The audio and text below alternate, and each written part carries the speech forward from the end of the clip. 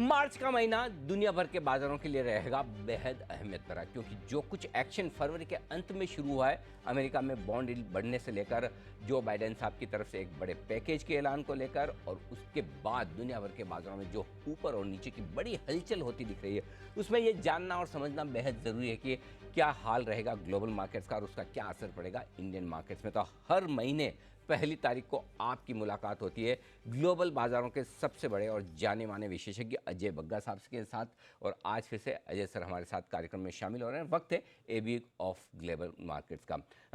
Ajay sir, good morning, बहुत बहुत स्वागत है आपका।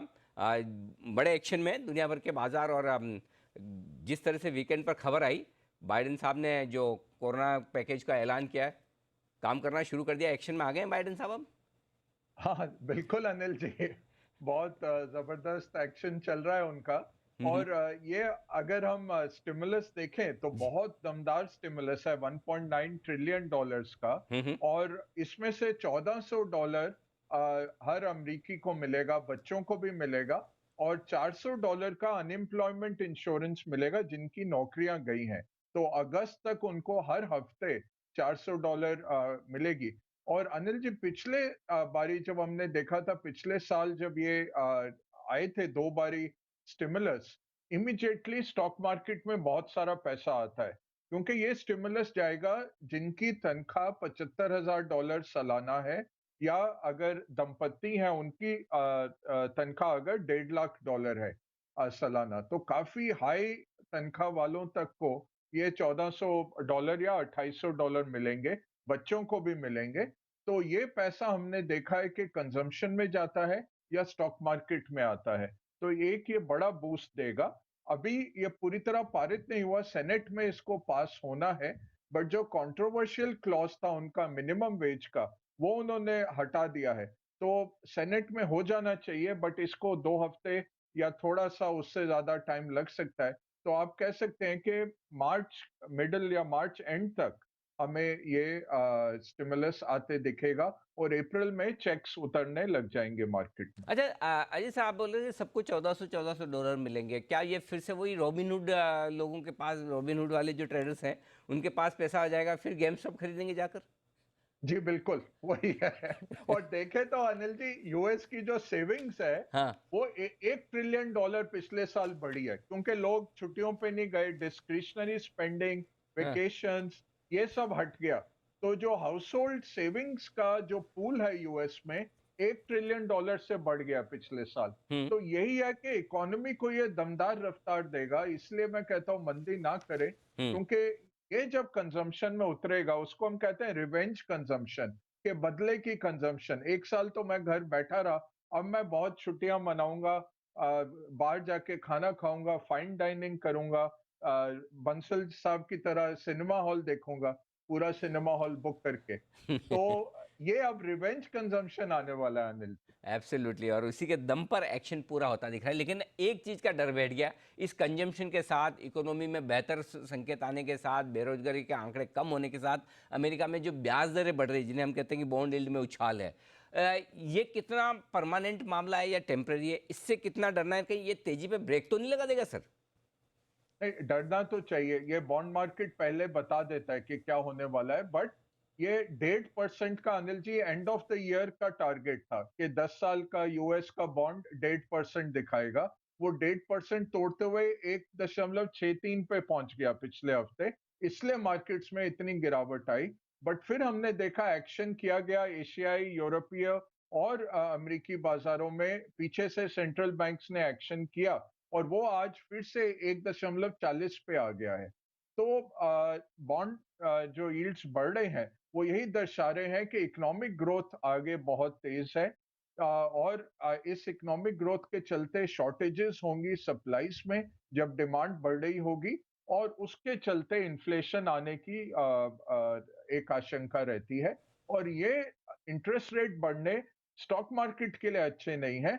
बट ये कहूंगा मैं कि 2.5-3% तक इंटरेस्ट रेट पहुंच जाए, तब आप देखेंगे स्टॉक मार्केट पे एक स्थायी तौर पे एक ठहराव आ सकता है। ये जो अभी है, आप कह सकते हैं 50% वृद्धि हो गई 10 साल के पेपर में, बट वो 50% क्या वृद्धि हुई? 90 पैसे का पेपर था, वो 1.40 बेसिस पॉइंट पे आ गया। ये 50% हुआ। बट अगर आप हिस्टोरिकल बेसिस पे देखें, तो इतना कुछ बड़ा चीज नहीं हुआ। दूसरी एक अहम चीज रहती है अनिल जी, जो हमने कई बारी डिस्कस किया आरबीआई पॉलिसी के पहले या फेड की पॉलिसी, फेड फंड रेट एक होता है जो फॉरवर्ड बताता है कहाँ वो रेट्स देख रहा है मार्केट। तो ये मार्केट 2023 के मई में पहला इंटरेस्ट रेट हाइक देख रहा था, वो मार्च में आ गया। पिछले हफ्ते वो 2 महीने पीछे आया, और बट वो 2 साल दूर है इंटरेस्ट रेट हाइक। और पावल ने भी कांग्रेस को कहा कि मैं पेशेंटली अकोमोडेटिव हूं, बहुत मैं देख रहा हूं कि ग्रोथ और एम्प्लॉयमेंट की जरूरत है, वो हम देखेंगे, हमें कोई जल्दी नहीं है इंटरेस्ट रेट बढ़ाने की, या हमारा जो क्वांटिटेटिव ईजिंग में 120 बिलियन डॉलर हम मार्केट में जो डालते हैं हर महीने बॉन्ड खरीदते हैं, वो भी हम कम करते हुए मुझे अभी नहीं दिखता। और जब होगा हम बहुत पहले आपको बता देंगे, ठीक बहुत बात। पहले आपको बताएंगे। बिल्कुल जी सर, अनिल। आप तो हमेशा अलर्ट रहते हैं यार। कभी भी सुबह, रात को कभी भी कोई भी एक्शन हो और सुबह 7 बजे आपको फ़ोन लगाएं, आप तैयार, पूरी डिटेल्स के साथ सब कुछ, कंप्लीट विश्लेषण, और आपको सुनते हैं हमें समझ में आ जाता है कि क्या कुछ हुआ है।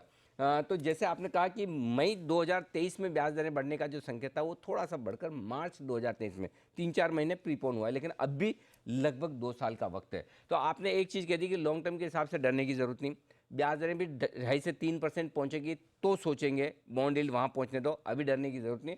तो अब अच्छी अच्छी बातें करते हैं, जब डरना नहीं है तो फिर पैसे कहाँ बनेंगे, वो दिमाग लगाया जाए। कमोडिटीज सर, जबरदस्त तेजी हो रही है, कमोडिटीज में क्या हो रहा है, क्या यहाँ बड़ा पैसा बनेगा सर?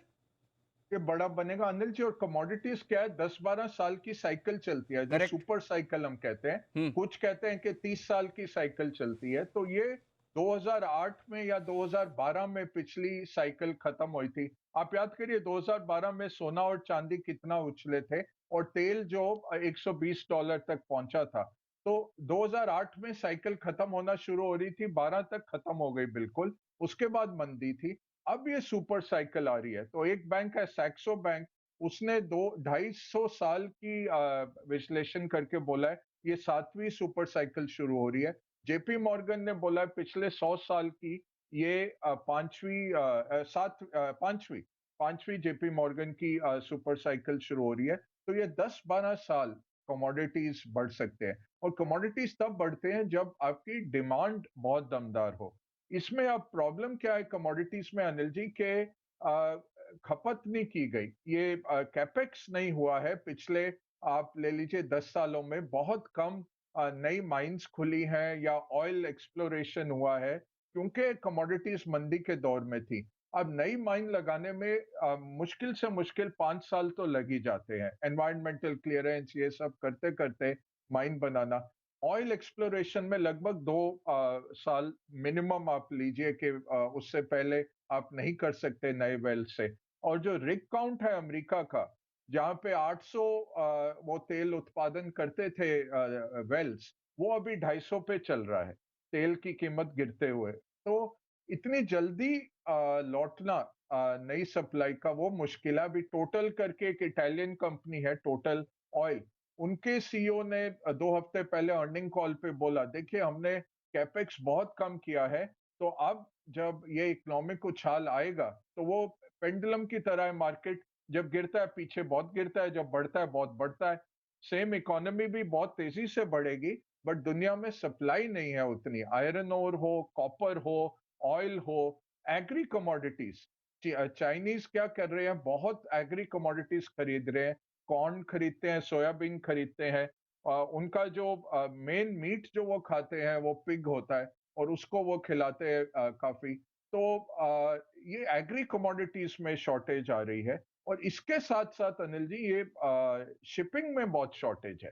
ये कंटेनर्स की शॉर्टेज इतनी है कि ईस्ट एशिया से यूरोप आप अगर माल भेज रहे हैं, वो 4 गुना बढ़ गया है। अगर अमेरिका भेज रहे हैं, 6 से 8 गुना ज्यादा पैसे लग रहे हैं एक्सपोर्टर्स को अपना माल पहुंचाने में, कंटेनर ही नहीं मिल रहे। तो ये सब शॉर्टेजेस आ गई हैं।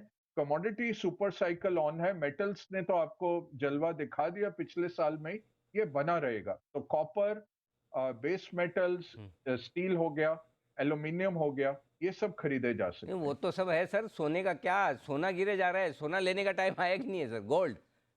सोना तो यहाँ पे टाइम आ रहा है, क्योंकि हाँ। देखिए सोना इसलिए गिरा कि इंटरेस्ट रेट्स बढ़ रहा है। करेक्ट। बट ओवरऑल सोने ने पिछले साल 24% दे दिया था आपको, तो हम्म। एक साल फिर वो ठहराव लेता है।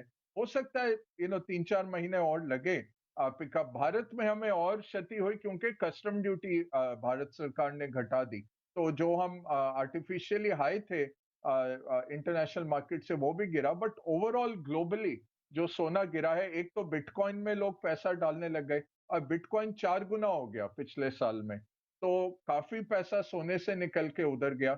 सेंट्रल बैंक, अनिल जी, अगस्त से उन्होंने रोक दी अपना खरीदारी। तो सोने की जो साइकिल चली थी वो सेंट्रल बैंक्स के बाइंग से थी। रशिया, चाइना काफी सोना खरीदते थे। अब पता नहीं वो कहाँ डाल रहे हैं, ये 6 महीने बाद ही हमें पता लगेगा। बट हम्म। सोने में पैसा कम आया। सोने और में कम है। भारत और चीन जो सबसे बड़े कंज्यूमर देश हैं, वहां पे कोविड के चलते हमने देखा कम खरीदारी हुई। बट शादियां हो रही हैं, फिर से शुरू हो गई, आप देख रहे हैं रोज निमंत्रण आते जाते हैं। सोना फिर चढ़ेगा, बट अभी ठहराव है। सिल्वर उससे ज्यादा तेज है। सिल्वर में एक तो है कि स्पेकुलेशन भी बहुत ज्यादा है, और दूसरा है इंडस्ट्रियल में भी सिल्वर बहुत लगता है। तो चांदी सोने से ज्यादा तेज चढ़ेगा। पिछले साल भी 44% चांदी ने दिया था, सोने ने 24%। इस साल भी चांदी ज्यादा आउट परफॉर्म करेगा। करेक्ट। तो चांदी में ज़्यादा तेजी रहेगी सोने के मुकाबले में, ये आप बता रहे हैं। अच्छा सर, लेकिन ज़्यादा तेजी बिटकॉइन में रहेगी, या बिटकॉइन अब रिस्की हो गया? क्योंकि बिटकॉइन में भी कुछ लोग तो खरीद रहे हैं और कुछ लोग कह रहे हैं कि बड़ा बबल है। तो क्या करना क्या है, क्या समझ में क्या आ रहा है सर? देखिए अ, अगर अलाउड होता और मैं पीछे जा पाता टाइम मशीन में आपके साथ, तो जरूर खरीदता। अब लगता है यार खरीद लेना चाहिए था जब $5-6 का मिल रहा था। सही तब बात है। हमें समझ नहीं आई। अब देखिए इसका रिस्क क्या है, कि अभी शक्तिकांत दास साहब ने भी पिछले हफ्ते कहा कि देखिए ये डिसरप्टिव है, मनी लॉन्ड्रिंग हो सकती है इसमें। और एक कॉइन बेस करके इनका एक्सचेंज है, जैसे हमारा बीएससी एनएससी है। Coin base exchange, Anil ji, उसकी वैल्यूएशन $100 बिलियन की हो गई। 100 बिलियन। और वो लॉस मेकिंग था, जिसपे लोग ट्रेडिंग करते हैं ये क्रिप्टो करेंसीज की। वो लॉस मेकिंग था। इस साल उसने $340 मिलियन का प्रॉफिट बनाया। तो बट फिर भी आप देखिए वैल्यूएशन 300 गुना है। प्राइस अर्निंग 300 गुना चल रहा है। तो ये बहुत फ्रॉथ है। अब बिटकॉइन हमें ऐसे समझना है, उसकी वैल्यू कुछ नहीं है। उसकी वैल्यू है कि beauty lies in the I of the beholder. अगर कोई खरीदता रहेगा तो वो बढ़ता रहेगा। जिस दिन थोड़ा सा भी आशंका आई लोगों की, या अगर कुछ रेगुलेटरी आ गया, कि बैन आ गया, जैसे हिंदुस्तान में बैन आया था, उस तरह से अमेरिका ने कहा बहुत मनी लॉन्ड्रिंग हो रही है, अब हम फेड फेड कॉइन बनाएंगे, जो फेडरल रिजर्व का कॉइन है। बिटकॉइन के पीछे कोई है नहीं, ना कोई सोना है, ना कोई पैसा है। ये एक सेंटिमेंट है कि आप सोच रहे हैं ये $50,000 होना चाहिए, $1.5 लाख होना चाहिए। अब बड़ी बड़ी कंपनियां करने लग गई हैं। एक कंपनी है, ये टेक्नोलॉजी कंपनी, उसने $1 बिलियन मार्केट से उठाया और बिटकॉइन खरीद लिया। ये टेस्ला ने $1.5 बिलियन डाला। तो बड़ी बड़ी कंपनियां खरीद रही हैं। फंड्स कह रहे हैं कि हम डालेंगे पैसा बिटकॉइन में, तो इसके चलते ये भागा है। बट ये सेंटीमेंट है। अगर सेंटीमेंट बिगड़ा, मार्केट गिरने लगा, तो बिटकॉइन कहीं दूर दूर तक नहीं बचेगा। जिस तरह हमने देखा था 2 साल पहले भी, कि 20,000 का बिटकॉइन फिर 2,000 पे आ गया था। यह आशंका है अनिल जी। तो वैल्यू कुछ नहीं है, सेंटीमेंट बेस्ड है। और ये क्लासिकल बबल होता है। कहना मुश्किल है, बट अभी जैसे बढ़ता जा रहा है तो लालच तो आता है कि थोड़ा पैसा डाल दिया जाए। बिल्कुल, लेकिन ये बात पक्की है कि बढ़ेगा तो भी उसी स्पीड से, घटेगा तो भी उसी स्पीड से। तो अगर आप उस स्पीड को देखने समझने में माहिर हैं या फिर पचा सकते हैं, तो फिर शायद बिटकॉइन। लेकिन वैसे भी हिंदुस्तान में तो आप निवेश कर नहीं सकते हैं। देखते हैं क्या कुछ होता है। अच्छा सर, एक चीज़ और है, बफेट साहब का भी बयान आया था। वो कह रहे हैं कि बाज़ार महंगे हो रहे हैं। उसे कैसे देखना है, और उनके बयान का, उनके स्टेटमेंट का उन्होंने जो कहा है उसका क्या मतलब निकालें? नहीं, देखिए उन्होंने यही कहा कि जब मार्केट्स ऐसे बढ़ते हैं अनिल जी, और इस बारी इस महीने का कोट भी मैंने वही दिया। देखिए अब बफेट साहब को लोग आके कहते हैं कि भाई बफेट खत्म हो गए ये सब। उनका जो सबसे बड़ा निवेश देखिए अगर तो एप्पल उन्होंने खरीदा, एप्पल कंपनी। 36 बिलियन डॉलर का उन्होंने 2016 और 18 के बीच में 36 बिलियन डॉलर डाले। वो आज के दिन में 124 बिलियन डॉलर हो गया है उनका स्टेक एप्पल में। 124 में से अनिल जी 11 बिलियन वो ऑलरेडी बेच चुके हैं, तो 135 ले लीजिए। और 2 बारी उनको डिविडेंड मिला है 775 मिलियन डॉलर का, तो 1.5 बिलियन और ले लीजिए।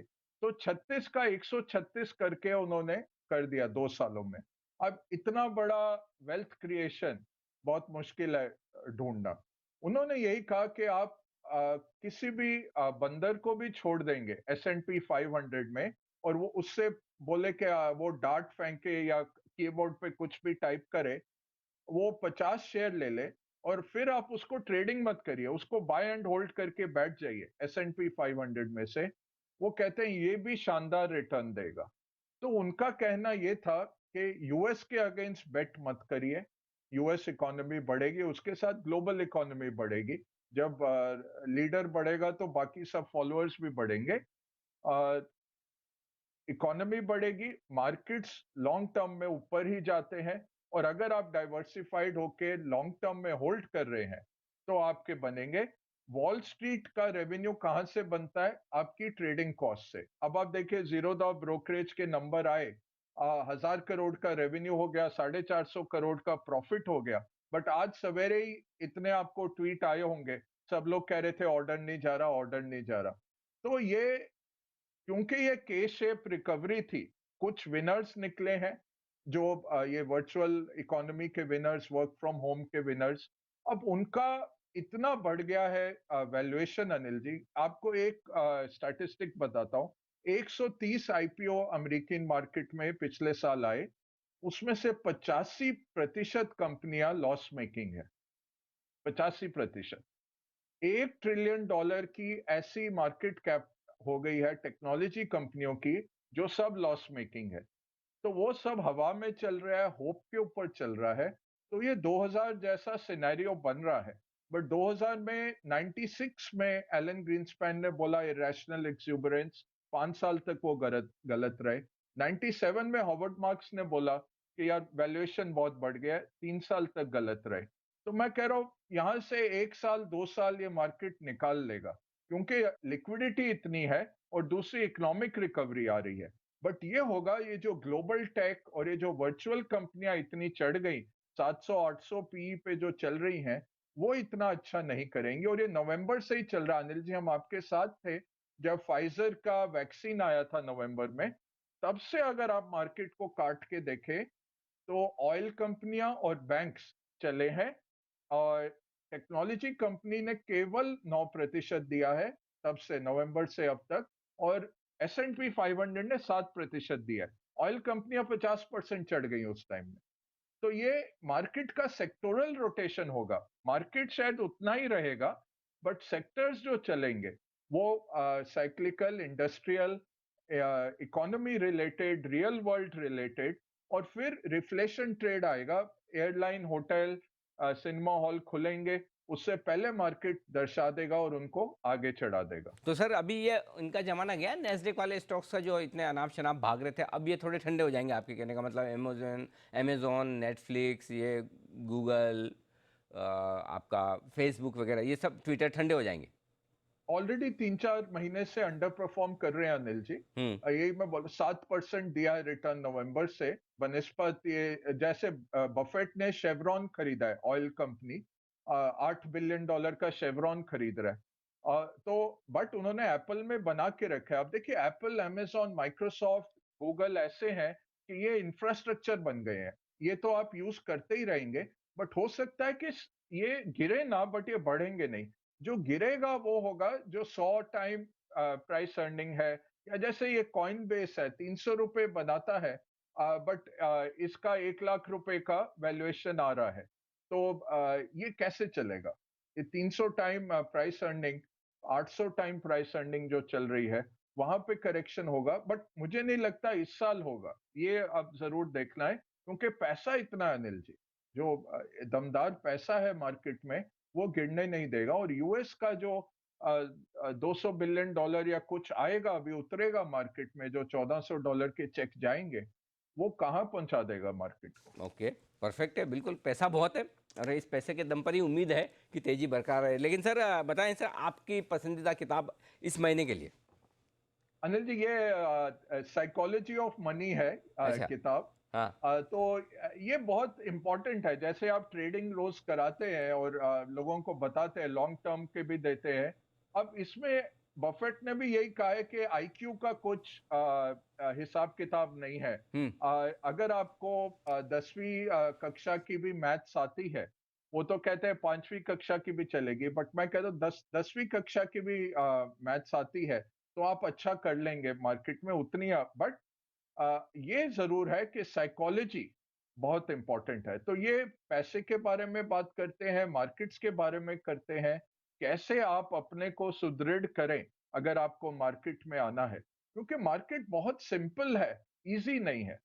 अगर आपने स्टॉक खरीद लिया अच्छे, उस पे अगर आप सिट टाइट कर जाएं और उसको कंपाउंड करते जाएं, तो वो आपको कहाँ का कहाँ पहुंचा देगा। बट अगर आप उसी में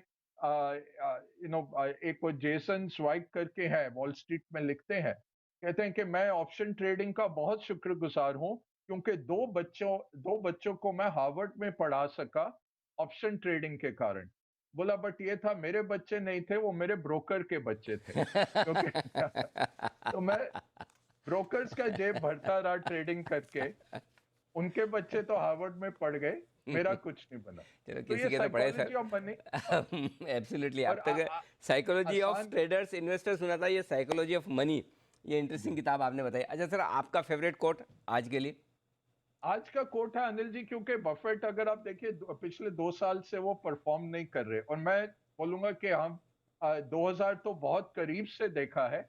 99 2000 में बफेट ने परफॉर्म नहीं किया। 2001 में जब उन्होंने चिट्ठी जारी की, बोला मैं तो ऑफिस ही नहीं आता तो अच्छा था, मेरे को ये टेक्नोलॉजी समझ नहीं आता। जूलियन रॉबर्टसन थे जिनके ये हम्म। टाइगर कब्स हैं, टाइगर ग्लोबल वगैरह, उनके बच्चे हैं सारे जो उनके साथ चलते थे। हम्म। जूलियन रॉबर्टसन ने मार्च 2000 में अपना पैसा लौटा दिया।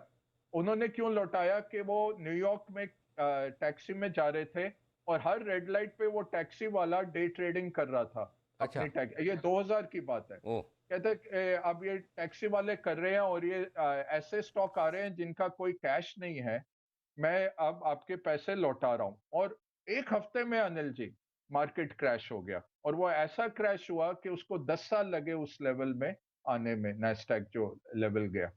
तो मैं कहूंगा कि आजकल बहुत ऐसा अनिल जी आ रहा है कि ये फंड ने बहुत परफॉर्म किया, उसने 400% दिया। ट्विटर पे तो लोग अपने स्क्रीनशॉट बना के डालते रहते हैं। लोगों को मैं कहूंगा जो ये ऐसा दिखा रहे हैं, एक तो काफी हद तक इंडिविजुअल्स तो आप मानिए ही मत के सच है, इंस्टीट्यूशनल जो ले रहे हैं वो रिस्क रिवॉर्ड के साथ देखना है। जैसे आप जब देते हैं, आप साथ में स्टॉप लॉस देते हैं। अब जैसे फ्राइडे का इवेंट आया, 8000 करोड़ एफआईआईज बेच गए, उस माहौल में अगर आपका स्टॉप लॉस नहीं था तो आपका पूरे साल का अर्निंग निकल जाता है। तो ऐसे फंड मैनेजर्स जो बहुत अभी इस माहौल में रिटर्न्स दिखा रहे हैं, वो गिरेंगे भी। और जो नहीं दिखा रहे, ऐसा नहीं है कि वो इंटेलिजेंट नहीं है, जैसे बफेट के 2 साल से पैसे नहीं बन रहे, बट जब वो बनाएंगे, ये मार्केट जब बदलेगा, तब वो दिखाएंगे। उनका 50 साल का एक्सपीरियंस है। तो ये फंड्स के बारे में अनिल जी, मैंने कहा जब फंड्स चुने तो उसका रिस्क भी देखें। उसके कुछ रेशियोज होते हैं देखने के लिए, आम निवेशक के लिए मुश्किल है, बट एडवाइजर से पूछें कि इसका शार्प रेशियो क्या है, इसका सॉर्टिनो रेशियो क्या है। वो आपको बता देगा कि 1 रुपया कमाने के लिए वो कितना रिस्क लेते हैं, कितना जोखिम उठाते हैं। परफेक्ट। ठीक बात है सर। तो ये है आपके लिए पूरा इस महीने का ग्लोबल मार्केट्स का आउटलुक अजय सर की तरफ से। बहुत बहुत धन्यवाद सर, आपने वक्त थैंक यू निकाला अमित। और इतना पूरा जो नॉलेज है हमारे दर्शकों के साथ शेयर किया, जो हमारे पूरे महीने काम आएगा। लेकिन बीच बीच में आपसे फिर मुलाकात तो होती रहेगी। बहुत बहुत शुक्रिया सर, आज एबी ऑफ ग्लोबल मार्केट्स में अपनी राय हमारे दर्शकों के साथ रखने के लिए। तो इस शो में इतना ही, मुझे दीजिए इजाज़त, बने रहिए हमारे साथ जी बिजनेस पर। नमस्कार।